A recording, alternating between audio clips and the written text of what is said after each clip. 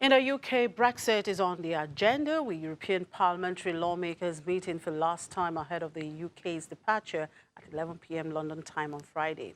Meanwhile, in the UK, the Bank of England is set to announce its latest interest rate decision, the last one to be made under its governor, Mark Carney. Let's bring in Juliana now on board. Hello, Juliana. Good afternoon. Any surprises expected from Mark Carney and his team?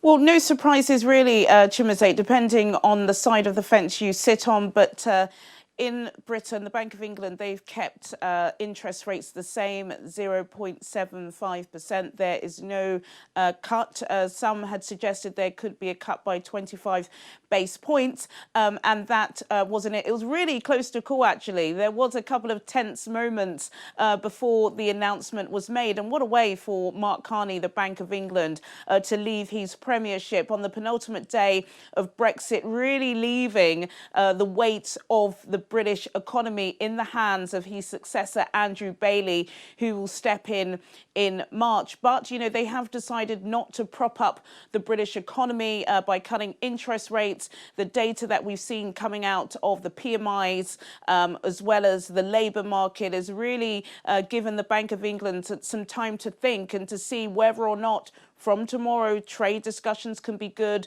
business optimism can be boosted, consumer confidence can be brought back into retail. And if that's not the case, then of course the new governor will be able to take hold and decide to cut the rate. It wasn't a unanimous decision. Twice now, the previous two times that the MPC have met, two of the members have decided to cut, and it was the same today. But yes, the breaking news out of here in the city is that 0.75 is the interest rate for the UK.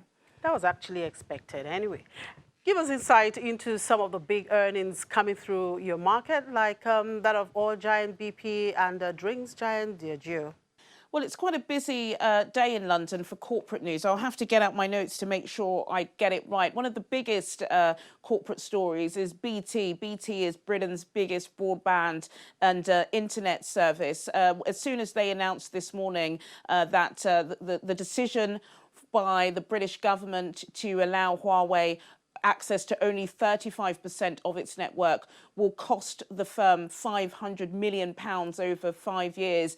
That sent their shareholders into a frenzy, and their shares were down 5% at early trading. Also, as well, they announced their Q3 year-on-year revenue, and that's fallen 2% to £17.25 billion. A drinking giant, as you said, Diageo, they've also announced their net growth, and their net growth has actually improved by 4%, and that's because in North America and Asia, those regions, they're doing incredibly well, but they did decrease the outlook for the year to June because they say that the global economic uncertainty is not doing them too well. They said there could be an increase between 4 and 6%, but now they're saying it will be between 2 and 4%.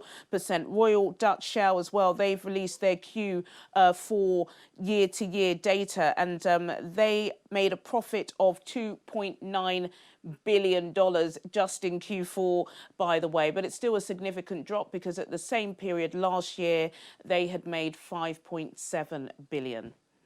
While the coronavirus has been roiling the market, let's take this virus scare to the market street. How is the pound sterling and the London stock market feeling the impact of the coronavirus? Well, the equities and the currencies market is all over the place at the moment. Started bad at early trading, is increasingly getting worse at intraday, and especially now because British Airways have said before, yesterday, Chimmy, they said that it would be grounded, not flying any planes to mainland China for 48 hours. They've now increased that for 1 month, which is a huge, huge deal because, of course, there are so many British people that do business in China. But let's have a look at those numbers. The FTSE All Share is down 0.61%. The FTSE 100 is down 0.66%. And the FTSE 250 is down 0.14%. In currencies, the pound is down on the dollar by 0.08%, down on the euro by 0.11%, and down on the Japanese yen by 0.17%. I just hope they're able to contain this virus. Thank you for those updates, Juliana. And stocks in Asia fell on Thursday as the U.S. Federal Reserve kept interest rates on hold and investors continued to watch for developments on the ongoing coronavirus outbreak. Hong Kong's Hang Seng Index fell 2.62% to close at 26,449 points. Elsewhere, the Nikkei 225 in Japan slipped 1.72%, while the Topix Index declined 1.48%. In South Korea, the Kospi closed 1.71%. Meanwhile, stocks in Australia slipped as the S&P ASX 200 shed 0.33%. Markets in China remained closed for a holiday. And the U.S. stock index futures fell sharply this morning at around 3:40 a.m. Eastern Time.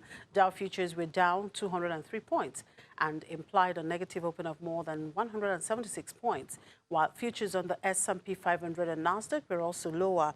Market focus is largely attuned to the spread of the coronavirus outbreak, with China's National Health Commission confirming on Thursday that the death toll has hit 170, with confirmed cases of the virus surpassing 7,700. Investors will have an eye on U.S. fourth-quarter GDP figures set for release at 8:30 a.m. Eastern Time, along with PCE price index data and January jobless claims. Corporate earnings remain in focus, with Facebook warning on Wednesday that growth could continue to slow as the business matured, and reported a sharp rise in quarterly expenses associated with improving privacy. Altria, UPS, Verizon, and Coca-Cola are among those reporting earnings before the bell on Thursday, while Amazon, Visa, EA, Levi Strauss, and U.S. Steel are all due to report after the close of trading. And oil prices fell on Thursday, resuming their declines after a brief pause earlier this week as alarms spread over the economic impact of the Wuhan virus in China, while a bigger-than-expected increase in U.S. crude stocks added to the negative tone. Brent was down 62 cents at $59.19 a barrel, having risen 0.5% on Wednesday. U.S. crude was down 51 cents at $52.82 a barrel after dropping 0.3% in the previous session.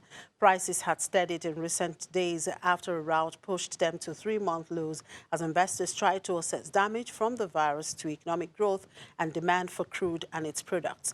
But now the rising death toll from the virus and its dispersion around the world has again turned screens red.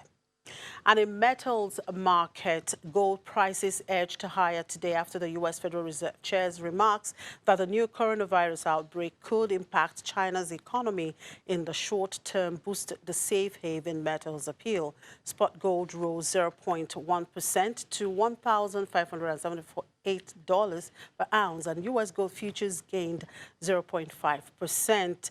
In all the metals, palladium shared 0.1%, silver was up 0.3%, and platinum shared 0.2%. When Business Incorporated returns in a moment, we'll bring a domestic commodities update. To stay with us.